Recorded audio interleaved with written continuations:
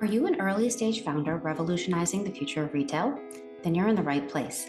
My name is Sapna Shah, and I'm an angel investor investing at the pre-seed and seed stage in retail tech, e-commerce, marketplaces, and consumer. I'm also the founder of Retail X Series, an ecosystem to help early stage founders in the retail and consumer sectors.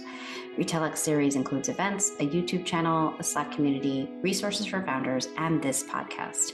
In this podcast, I interview founders, investors, and experts in the retail space, and we dig deep into the tactics around key topics that early stage founders want to hear about. Welcome to the Retail X podcast. Hello, everyone. Welcome to the Retail X Series podcast. I'm your host, Sapna Shah. Today's episode is all about doing customer research to develop your product and your brand. Our guest today, Ann Rosenstein, is the CEO of Amante 1530, a recently launched aperitif brand.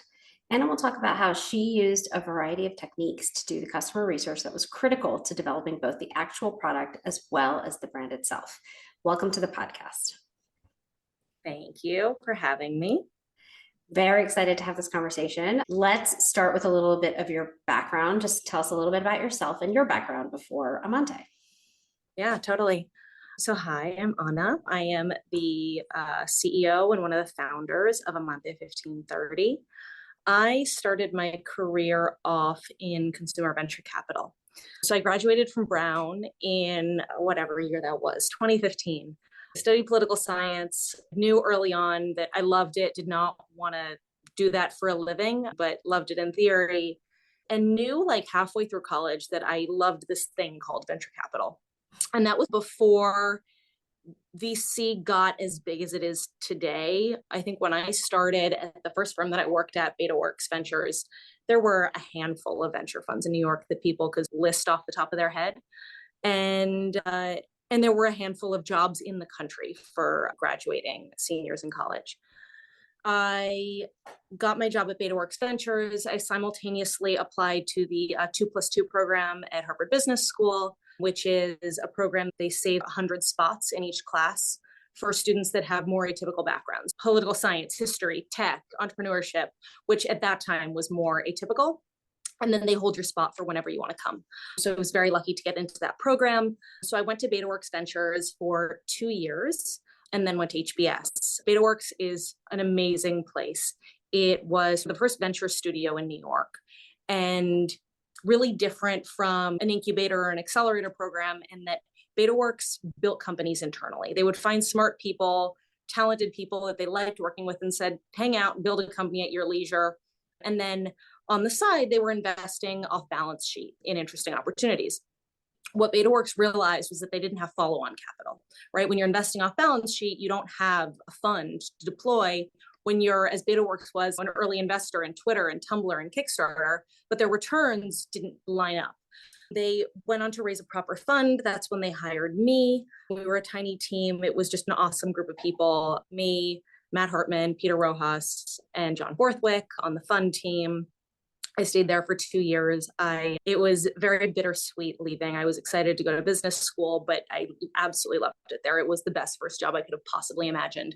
We invested in consumer tech. We were early on VR and AI. So a lot of stuff that people are paying attention to now that we were on the cutting edge of back then. And that's when I really got into investing in consumer. And on the side, I always had this penchant for investing in sort of CPG and consumer luxury. I've always loved the luxury space, but that wasn't what BetaWorks did. It wasn't their bread and butter.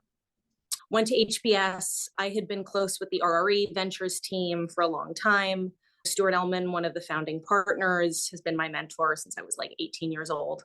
And so I went to work for RRE while I was at business school as their consumer person, everything from like CPG, high-end consumer, and consumer healthcare. I started a company while I was at RRE. I had this crazy idea and mentioned it to the partners, and they were like, you should build that in-house. I started this company called Kaleidoscope that quite candidly is still very tough for me to talk about. I had to wind it down. It didn't grow at the pace that I needed it to. And shutting down a company is never something that gets easier to talk about. It's something that I've learned. And so ran that company for about a year and a half after business school. It was at the intersection of Ayurvedic medicine and cannabis when no one was really doing anything in the CBD space. And really no one was talking about Ayurveda. And we had an amazing product. We were way ahead of our time. Regulation was really tough. There were a whole bunch of factors that just meant we couldn't grow at the pace we needed to. So I wound that company down as the pandemic was starting. I actually had a potential acquirer, and then the acquirer went out of business in the pandemic. So I had to wind it down all out, which was really tough. I had to lay off an extraordinary team, which was to this day one of the hardest days of my life. Standing in front of a group of amazing people and saying, we all did our best and we can't keep going. It's irresponsible. So that was brutal, but it was a formative experience. And it's actually why I'm running Amante today. I went back into venture. I was working for RRE Ventures again, consumer, CPG, consumer healthcare, and then simultaneously was working for Techstars LA. I was helping source their consumer companies, vetting the companies going into the program, mentoring them through. And so I was going back and forth a lot. I was also helping RRE figure out if there was a venture strategy in Miami, because there were a lot of investors moving down there. We wanted to see if it was are just investors down there, or they're really great companies being founded. I was at RRE for, I don't even know how long. I'm terrible with mental timeline, but stayed there. And this whole concept of Amante was running in the background. About, 2.5 years ago, we were all sitting around at Bellagio, which is Sting and Trudy's estate in Italy. And we were sitting drinking in the afternoon, and it was a group of people, all of whom ended up being the founding investors in this company. And we saw this hole in the market. Nobody was going after this aperitivo space in a way that competed with the main players in the category. And when I say compete, I mean that there was a hole that needed to be filled. There was a consumer that wasn't being spoken to with the two big players, Aperol and Campari, which are both owned by Campari Group.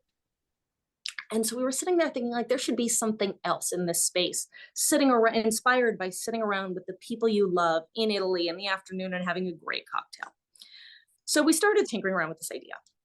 Sting and Trudy had brought on Riccardo Cottarella to redo their wines a couple of years ago, and he really turned it into turned Bellagio wines into amazing products. He started winning awards, and Riccardo's an amazing winemaker.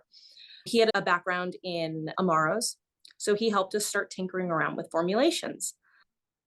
And so we were just in the background playing around with different formulations, and then cut to 6 months before I formally started running the company. I said to all of the founding investors, I'm going to go hire a headhunter because we need a CEO and I'm fairly busy. I have 2 full-time jobs. And that is when they stopped and said, Mona, we've all discussed it. You're going to be running the company. And they persuaded me to take the job. Best decision I ever made. It is what I was born to do. It is running a luxury consumer business. I love alcohol. I love luxury. I love interacting with consumers. I love brand identity. Like, it's the perfect job for me. So that's how we got to today. Okay, so that was great background, and I appreciate you sharing about Kaleidoscope as well, because I think that's maybe something we don't as talk about as founders and investors, that a lot of things don't work out the way we want them to. But certainly all those steps got you here, right? So now tell us more about the product. You mentioned that there was a hole in the market and a customer that wasn't being spoken to. Campari and Aperol are the two kind of main products in this space. So tell us more exactly about what the product is. The product is properly an aperitivo. And I say properly because we ended up creating this product that is at the epicenter of an interesting axis. We saw, again, these two big players, Aperol on one end of the x-axis, Campari on the other. Aperol is much sweeter, Campari is much more bitter. Aperol has a lower ABV at around just under 10% ABV, and that's alcohol content for people not in the alcohol world. Campari is at approximately 28% ABV. So that's the x-axis. On the y-axis, you have aperitivos and digestivos. And before I got into this space, all of this was gobbledygook to me. Aperitivos are things you drink in a cocktail, to put quite simply. Aperol, you're drinking in a spritz. Campari, you're drinking in a Negroni. And then you have digestivos, which are consumed neat or on the rocks. Those are after dinner, Amaros. And the whole category are Amari, but it's broken down into aperitivo and digestivo on the y-axis. I like to think of Amante as sitting at the exact epicenter of those. as I started talking to a lot of consumers, the thing that I noticed was there were a lot of people who weren't drinking Aperol because it was too sweet, and they didn't like Campari because it was too bitter. Now, obviously, tons of people love both products. I have tremendous respect for Campari Group. Their products are extraordinary, but there was a consumer that wasn't drinking either, and we thought we could speak to that person by having something that had less sugar. We have about 20% less sugar than Aperol, but that was smoother than Campari, or a little less bitter. The other thing that we noticed in between those two was color. There were a lot of people who were turned off by the color. And so we wanted to see if we could create a custom color that maybe felt that spoke to a different consumer. And I really want to stress different, right? Because we don't, like, again, tremendous respect for the existing players. They have massive market share, and we believe in those brands, but think there is a hole. So that's a hole on the x-axis. On the y-axis, that was a little bit more accidental. We were trying all of these different formulations, and we always thought this was going to be an aperitivo, right? Sitting in that Aperol Campari x-axis. And then as we started giving it to people, we kept getting the same feedback, which is, this is awesome in a cocktail, but we really love it neat or on the rocks. And that's when I realized we had something super interesting that could be consumed in both ways. So we actually weren't sitting on either end of that y-axis, and we were squarely in the middle. And that was a super interesting hole for me. And that has held true. When we have events, when we have dinners, we have an amazing cocktail menu that has been designed by some of the best mixologists on planet Earth. And people will try the cocktails and they love it. And then they always say, but can I have a little neat?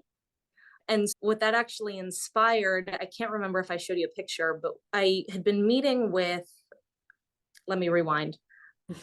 When I was considering taking the job, I spent a really long time just interviewing bartenders. I'm glad you're going to talk about that now, because that was my next question. We jumped ahead a little bit to consumers. Let's talk about bartenders. Yeah, I'll get more into the bartenders after that. But they all kept saying that they couldn't find a good Amaro glass. And I was like, I wonder if we can create something that is the Stella model, right? Where Stella has their classic glasses. And so literally on the back of a napkin, I sketched this idea for a glass. And it's not revolutionary. People have done inverted glasses before, but it almost looks like an hourglass. And on one side, it's a spritz glass. And then you flip it upside down and it's an Amaro glass, which looks like a shot glass to your average consumer. And people love the glasses, and we provide them to high-end accounts. And so the glass was meant to reinforce that you can drink this both ways. And everything, every mixture, every combination, every mechanism for imbibing is okay and accepted. I love that. Okay, let's talk about the bartenders. I know when we always talk about consumer brands, we talk about customer research, and you did some customer research, and we are going to talk more about that. And most founders do some level of surveying and focus groups, things like that. But I know you started with bartenders. So talk to me about why you started your research process with bartenders. So I'm actually going to go back a little bit further than I think you think the story goes. So I'm going to go back to when I graduated college. I graduated from college again in 2015, moved back to New York, and none of my friends had moved back to New York for some reason. City where I grew up, and I was like, oh my God, I have no friends here. I realized that I was the only person in control of my own loneliness, and I started going to bars by myself. And every night I would go to a different bar in New York, just rediscovering the city where I grew up. And I would talk to bartenders. I would talk to the people next to me. And so I started writing a blog called Drinking Alone that I'm actually now turning into a book, but that's a whole separate thing that is not relevant to here. And as I was writing about that and just really growing up on a bar stool, it's the blog, my book, it's my journey growing up from 22 to 30 on a bar stool, really led me to understand that bartenders know everything. They know everything about the bottles on the back bar, about consumption behavior, and about every single patron in their bar and the lives that they live. So when I started doing research for this, it was obvious that's where we had to start. I did what I do best, which was go to bars every night and talk to bartenders. I wanted to understand consumption behavior, sure. But when you're selling a product, the consumer is important. But who's even more important is the bartender, is the food and beverage manager, because they are the people who are deciding if you're going to be on the back bar. They are the people who are deciding when a consumer sits down on your stool and they say, what should I drink tonight? They decide whether or not someone's going to order. It's actually not the consumer that's deciding. It's not the menu that's deciding. It is the bartender who's recommending. That had to be in terms of flavor profile, obviously, but the bottle was critical. I love branding. I love packaging. It is what I live for. So I knew I wanted it to be beautiful. I knew I wanted it to be textured. I love a textured bottle, luxurious and timeless. But I wanted to know what we had to do to that bottle to make it something that the bartender would grab, even if a consumer looked at it and said, what's that? So there are a lot of really beautiful bottles on the back bar that are short and squat. Think of a Patron shape or like a Don Julio Añejo. Beautiful bottles, great products, but those bottles are short and squat and really hard for a bartender to pick up. So that means they're actually never going to encourage you to order those, because when it gets busy at happy hour, those bottles are really cumbersome for a bartender. When you look at the bottles, and next time you're in a bar, you'll notice the things that are really depleted are the ones that are tall bottles that a bartender can fit their hand around. The ridging, as beautiful as it is, also contributes to that. It gives it grip for the bartender. On top of that, for our category, we needed to have the Aperol has incredible, and Campari have incredible placement because they're both on the back bar and they're down in the well. You order a spritz and the default is Aperol. You order a Negroni and the default is Campari. And it's very rare for a brand to have placement in both places, right? Because usually a well spirit is lower end. And so for Campari Group to have double placement is very impressive. The reason they have that, A, the ubiquity and beloved nature of the product, but B, it's the shape of the bottle. It has a tall neck. If you are not a tall bottle with a long neck, you will never be in the well, because it has to be tall enough that the bartender can reach down, grab the bottle, and flip it over the way you see a bartender do at happy hour when things are busy. It needed to have a neck that could support a pour top. And so as we looked at all of those things, it was, as we designed the color, how is it going to look on the back bar when it's lit up from underneath? When we look at all of the bottles on the bar, what colors haven't been used? What designs aren't being used? And how can we make this? When we designed the bottle with our amazing branding partners at SWAT by Kirschenbaum, we kept looking at this bottle in between Aperol and Campari. We didn't see ourselves as a replacement. We see ourselves as the third. And if you look at our early branding decks, you'll see millions of pictures of different bottle designs flanked by Aperol and Campari, because we want to be able to have that positioning on the back bar, but we also needed to design that bottle for like ease of use and for future placement in the well.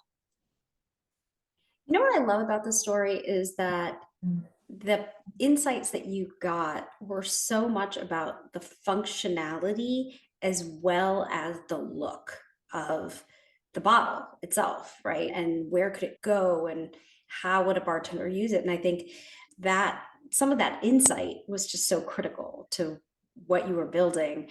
So you started there and then you were talking to end consumers, certainly during formulation and then beyond. So talk to me about like how you switched from kind of those bartender conversations now to consumer conversations. Yeah, it's a good question. It's a cop out to say it was a natural transition, but it has been. When you design a product with really amazing partners who know this universe, who know how to build an amazing brand, who all work well together. I've worked with the SWAT by Kirschenbaum team for, Jesus, a really long time. We've worked on a couple projects together.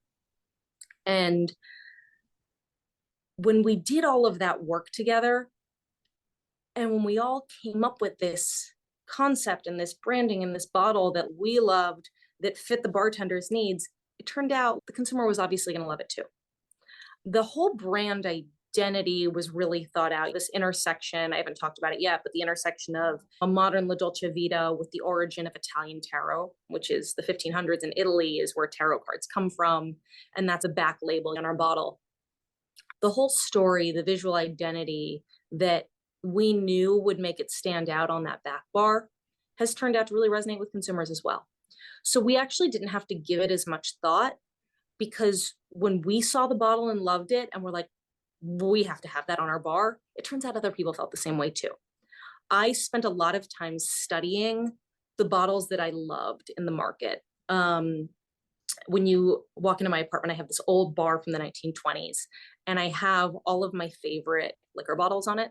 There's number 3 gin. There's this corn liqueur that the name is escaping me. There's a couple on there. And Malfi gin is really beautiful. Italicus is, I think, one of the most spectacular bottles I've ever seen.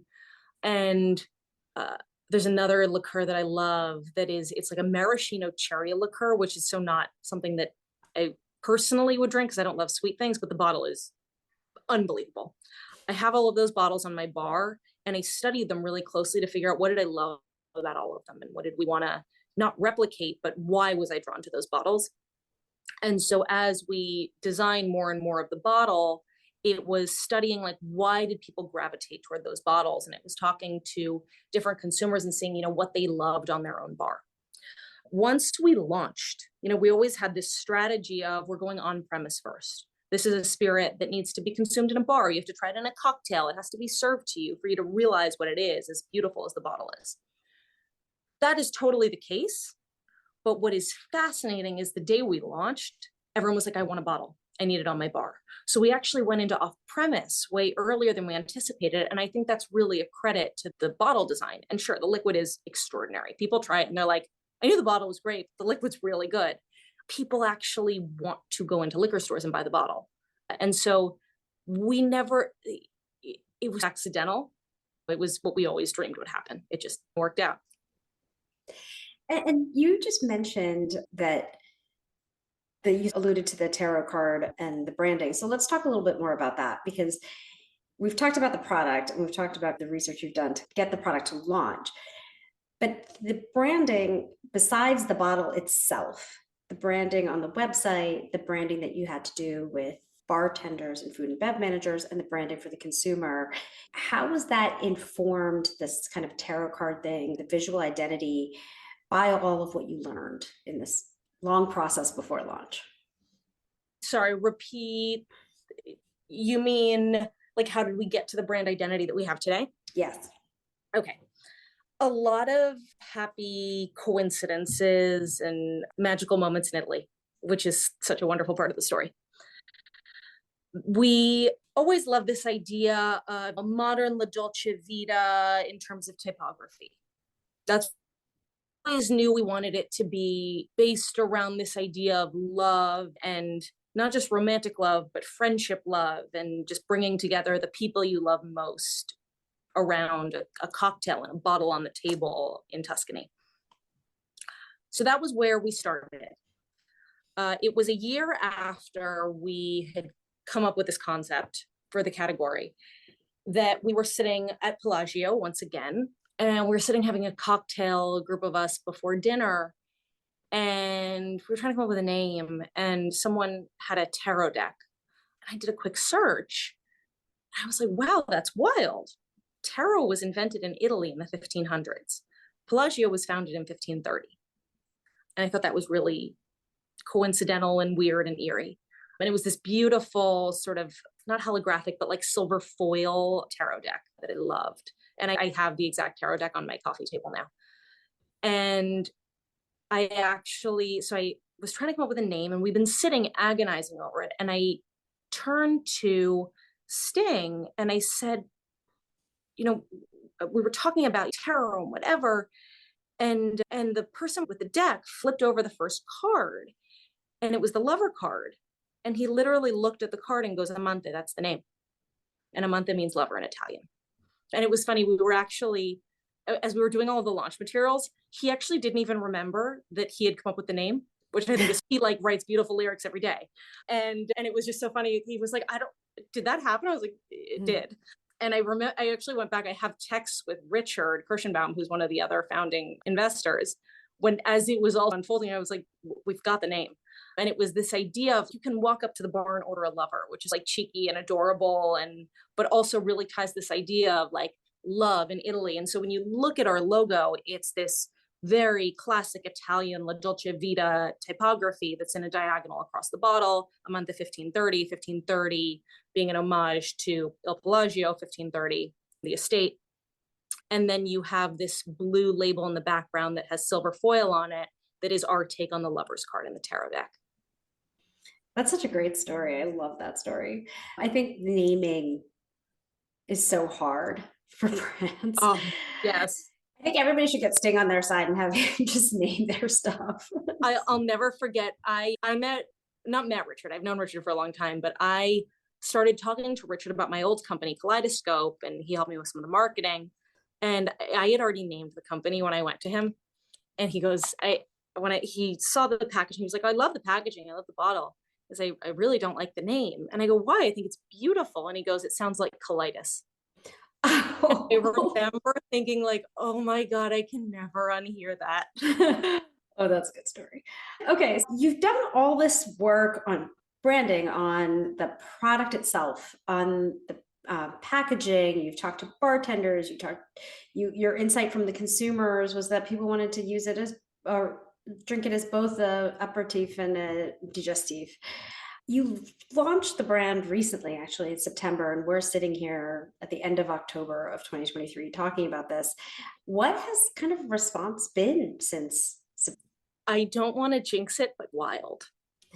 So I am very conservative when I build financial models. I like to assume the worst. I like to assume we're not going to sell a thing. So when I always say to founders, build your model as if you never sell anything. And I want to see how long, it's classic burn, but I really want to see if you just spend money and you make none. So that's how my mindset works. I assume worst case scenario. My COO, Joe, has the same mindset, which is let's build a really conservative model and then we'll over deliver. When my board saw that first model, they were like, you can't raise money on this. This is insane. And so we went back and we made it more aggressive. And we brought on an amazing head of sales and distribution who helped us with those numbers. He has both our head of sales and my COO have incredible backgrounds in alcohol. And they're both like, this is now a very aggressive model. We may not hit that. We did about 2.5 times what we anticipated in month one, which is wild.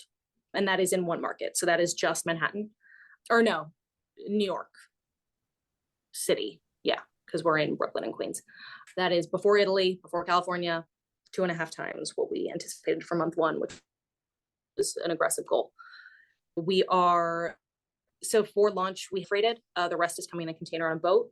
We are fully sold out until the ship comes, which is an amazing problem to have. It causes some other issues because, accounts aren't thrilled that they can't order. Such an incredible problem to have. Reception has been extraordinary.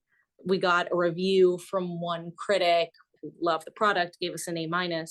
Of course, one of my investors, the chairman of my board, Len, obviously asked why we didn't get an A. I'm still minus. Another really tough critic gave us an 8 out of 10, which we were thrilled with.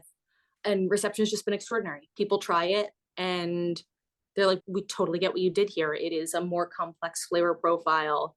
It is sophisticated. It's less sweet. It fills a hole and people love it. Now, obviously my friends are biased. I have friends who don't drink and will only drink this. I have a friend who just had a baby and I was actually with her the other night and she was like, I'm not drinking tonight, but if you bring me a bottle of Amante, it's the only thing I want to drink. That is like an amazing feeling when your friends love it. But when other consumers, like I just looked at, we have e-commerce on our website. Alcohol, you can't sell direct to consumer, it's against the law, but you can have an e-com liquor store that fulfills your e-com orders on your site and makes it look like direct to consumer. And so I get to see those orders on the back end and barely any of them are people we know, which is awesome. And that's just through our website. We're in liquor stores, we're in restaurants, we're in other e-commerce platforms. But I was looking, there's someone in San Antonio, there's someone in Kansas City. And I was like, I don't know how they found it, but they love it. And that's really cool. That's great. Congratulations. It's not easy to launch a product for sure. And especially to do so well, so quickly. Amazing. This has been a really good kind of backstory of not everything that you've done, but certainly everything on the kind of product development, packaging development, brand development, and using research to inform all of that.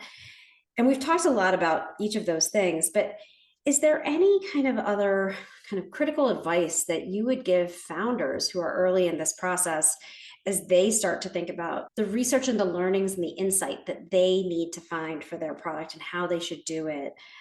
before they finalize their product and brand? Anything that we haven't discussed yet? Yeah. Let me start with advice that isn't fully on the research front. When you start a company, you always know there's the risk of failure. Odds are you're going to fail. Despite that, despite knowing the statistical odds, it is very hard to wrap your head around the fact, or at least for me it was, as a very type A person, that failure was an option. When I wound down my last company, the chairman of my board, Stu, walked into my office on the day we decided to stop going. And he closed the door and said, Anna, can I ask you a question? I said, yeah, of course. And he said, have you ever failed before? And I looked at him and I said, no, never, not once, ever in my life. I was the kid that I played the piano, I did ballet, I did violin, I went to Brown, I went to Harvard. I was the girl who I worked and I studied.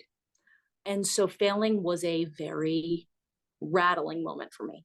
It shook my confidence for years. I didn't work for a while after I shut down the company. I was like a shell of a human being. That is critical. It is a formative experience.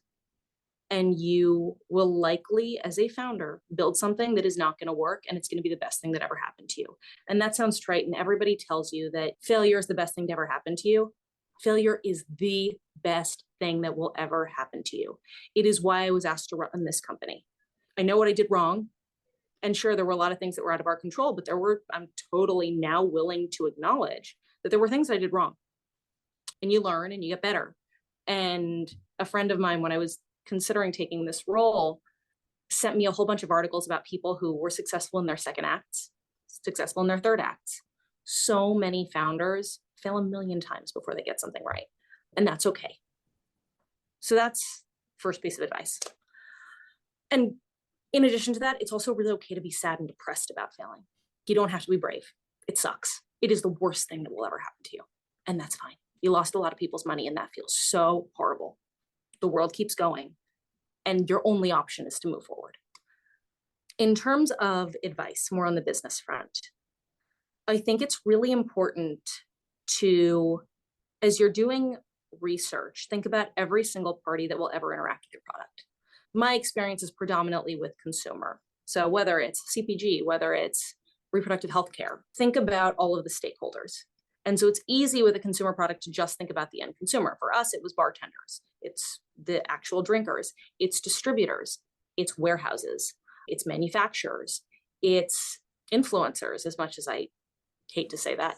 It's every aspect. It's restaurants, it's hotels. It's what do all of these stakeholders care about, and how can we build a product that makes all of them as happy as we can make them? So I think that's a really important thing, is to make a list of every single touch point for your product and see who you can interview that someone else may have not thought of, right? There are a bunch of other sort of smaller aperitivo brands or Amaro brands that have launched that are awesome products that have beautiful branding, but I am certain there are people they didn't interview based on what I see on their bottle, what I see in their liquid. They forgot someone. And so if I can have an edge by having had one additional conversation, then that is an edge I have. So I think that's critical. The easy pieces of advice are talk to a million packaging manufacturers, figure out where you can get your costs down as much as possible. Think about the fact that if you're manufacturing in China, they shut down at weird times, and getting things over on a boat can take a really long time. You could have a pandemic and all of a sudden boats take months. So think about, what is it going to cost to air freight? Do I have glass bottles, glass jars? How much does it weigh? What does it take to get a plane? There's a company that I was talking to and getting advice from a founder. They couldn't get their stuff over in time, so they had to air freight it. It was cheaper for them to charter a private plane than to air freight. Oh my God. So you have to think about all of the things that might happen and where are you going to save money? And the last piece of advice is, again, going back to what I did wrong last time. What I did, again, I'm very type A. I'm a control freak. I'm a micromanager. It is one of my worst qualities.